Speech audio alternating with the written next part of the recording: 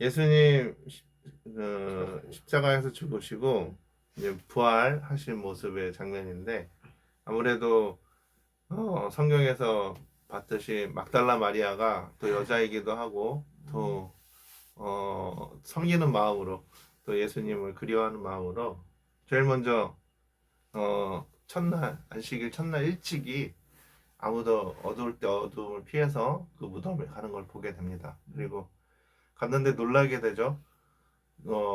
예수님의 시신이 사라진 것을 보고 우리 같았으면 부활했겠구나 믿었을 텐데 너무 놀란 나머지 다시 시몬 베드로와 요한 예수께서 사랑하시던 그 다른 제자 요한을 얘기하죠.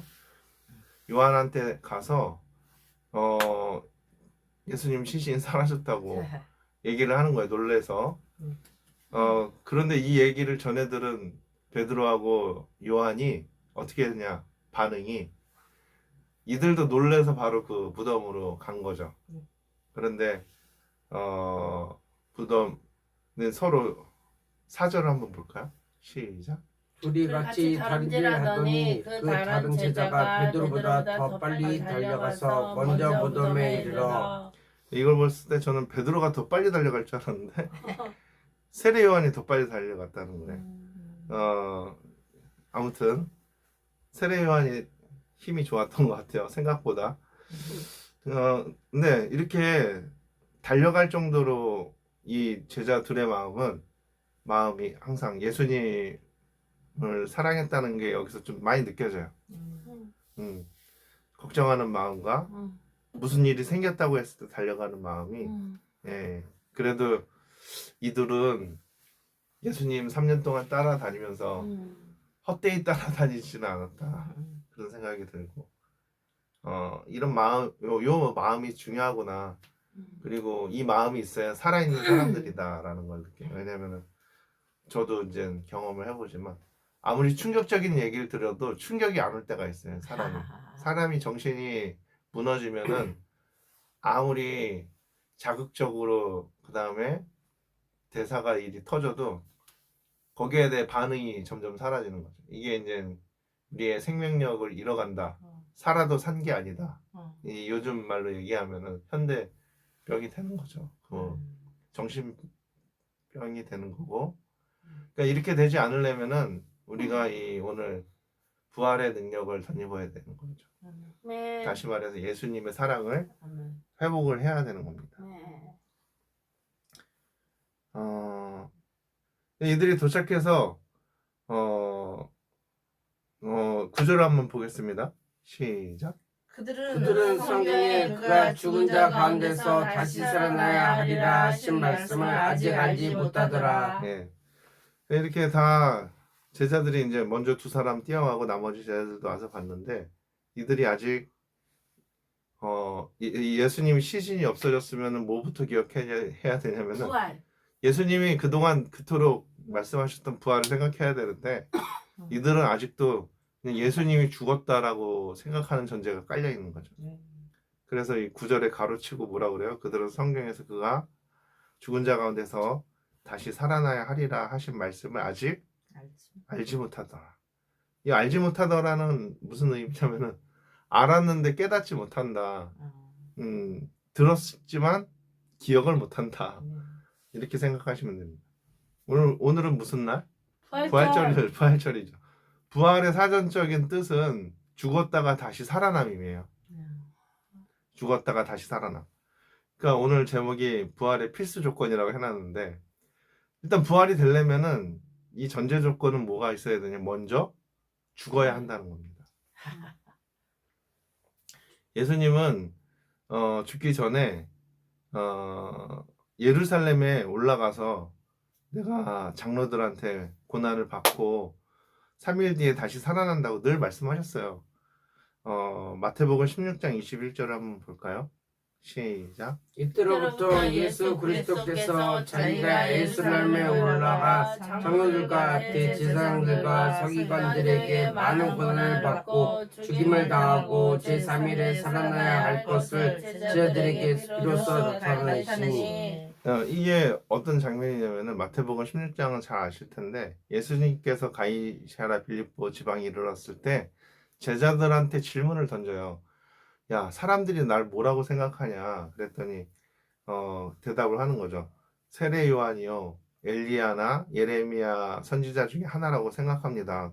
그 정도로 대단했던 인물 중에 하나라고 사람들이 예수님을 생각한다고 제자들이 전달해요. 그런데 그러면 너희는 나를 누구라고 생각하느냐 했을 때 주는 그때 그리스도시요. 예, 그거를 대답을 주는 하죠. 그리스도시요. 베드로가 네. 예수님 앞에 바로 달려갔던 베드로가 이렇게 정답을 얘기를 해요. 주는 그리스도시요 살아계신 하나님의 아들이십니다.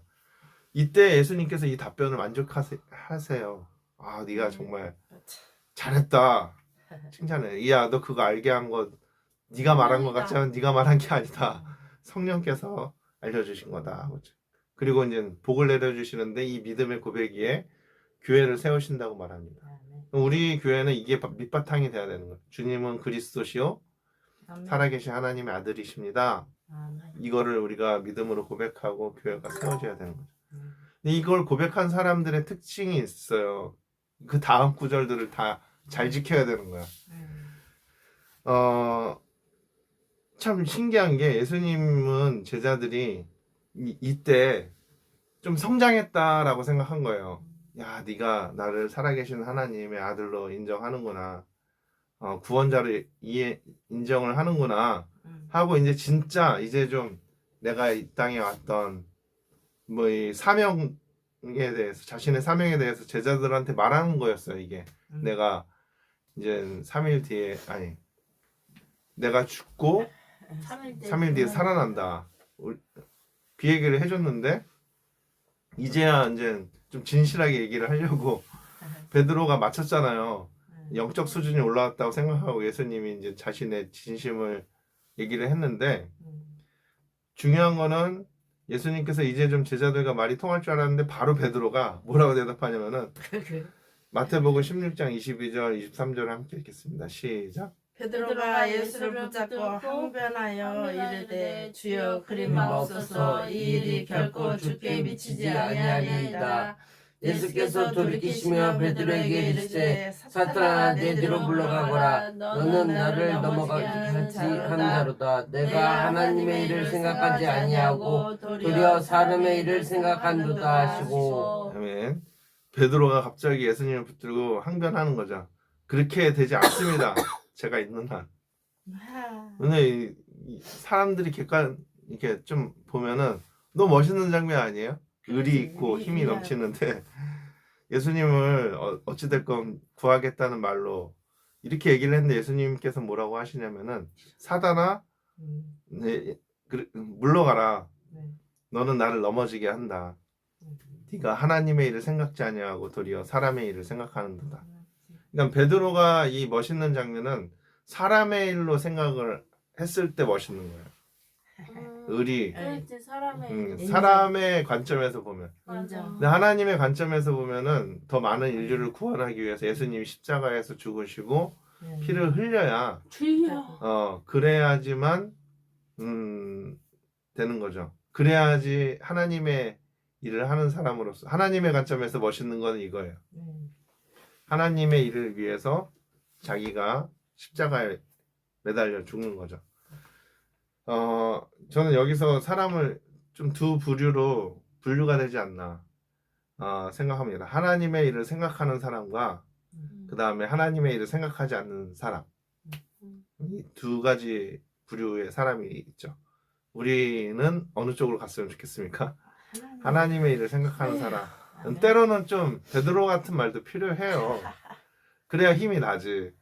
그런데 그게 그것도 중요하지만 그 이면에 하나님의 뜻을 생각하면서 그런 말을 해야 된다는 거죠. 아멘. 네. 둘 다 생각해 주면서 했으면 좋겠어요. 네. 너무 하나님의 일 생각한다고 하면서 사람은 아예 그러니까 그게 아니라 어느 정도 이게 말 섞을 수 있어요. 솔직히 주님 제가 정말 최대한 보호해 드릴게요. 하지만 주님의 뜻이 하나님의 뜻이면은 정말 내 마음이 아프지만 그렇게 얘기할 수 있잖아요, 솔직히. 예, 너무 약간 보면 극단적이야. 하지만 우리는 여기서 포인트는 가져가야 돼요. 하나님의 일을 생각하는 사람이 돼야 된다. 아멘. 예수님께서 하나님의 일을, 하나님을 생각하는 방법을 알려주셨어요. 그게 뭐냐면은 그 다음 절에 나오는 거예요. 마태복음 16장 24절 25절 함께 읽겠습니다. 시작. 이에 예수께서 제자들에게 이르시되 누구든지 나를 따르려거든 자기를 부인하고 자기 십자가를 지고 나를 따를 것이나 누구든지 제 목숨을 구원하고자 하면 잃을 것이요 누구든지 나를 위해 제 목숨을 잃으면 찾으리라. 아멘. 네. 예수님은 우리에게 부활하는 방법을 알려주신 거예요. 이게. 그러니까 다시 말하면은 부활의 전제 조건은 뭐다? 죽어야 된다. 죽어야 된다. 그러니까 예수님께서는 죽는 방법을 알려주신 거예요. 예수님은 실제로 죽었다 살아나셨지만 예수님은 여기서 그러니까 만약에 진짜 정신병으로 우리가 정말 살아도 산 것 같지 않는 거기서 우리가 살아날 수 있는 방법을 알려주신 거예요. 아멘. 네. 그게 뭐냐면은 여기 말씀에 나온 대로 자기 부인, 자기 십자가를 네. 지는 것.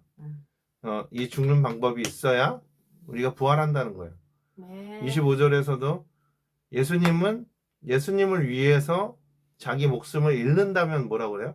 찾는다. 찾는다. 예, 예수님을 위해서 죽는 자는 산다. 아멘. 이것이 재단에서 말하는 뭐예요? 영이 죽고 육이 육이 죽고 네. 영이 산다. 영이 죽고 아멘. 육이 살면 어떻게 되는 거야? 완전 죽음인데. 육이 죽고 영이 산다. 이게 늘 외치고 듣는 거죠. 이게 그토록 중요한 거예요. 안 최고야. 죽어 근데. 네. 육이 죽고 싶은데 안 죽어요. 안 네. 죽는다니까. 예, 그런데 옛날보다 많이 죽었어. 많이 죽었어. 아멘. 어. 맞아. 예전에는 더 살았어 나. 맞아. 그러니까 그게 네가 안 죽어 한 게 누구 고백인 줄 알아? 내 고백. 아니야. 네 고백도 맞지만 사도 바울의 고백이야. 진짜. 영적인 대가가. 아, 진짜요? 그래서 날마다 죽는다 외쳐도 안 죽는 거야. 내 날마다 죽겠다라고 그런 결심을 하는 거지. 그토록 힘든 거죠. 할머니는 안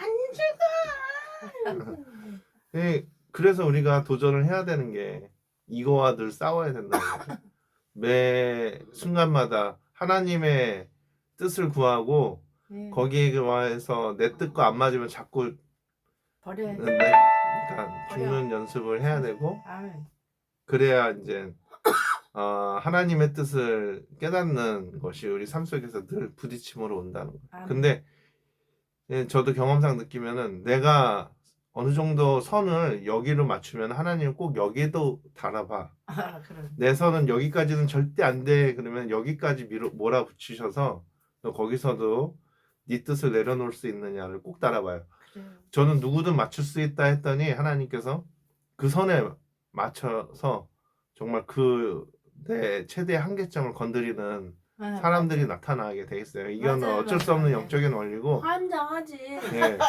근데 거기서 하나님의 일을 생각한다면 내 고집을 꺾는 게 맞는 거죠. 그래. 그리고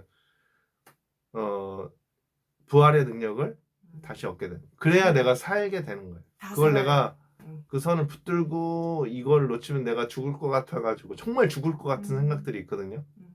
이거를 놓치면 죽을 것 같다는 생각. 그거를 놓쳐야 산다는 거죠. 아멘. 한계를 초월하는. 예.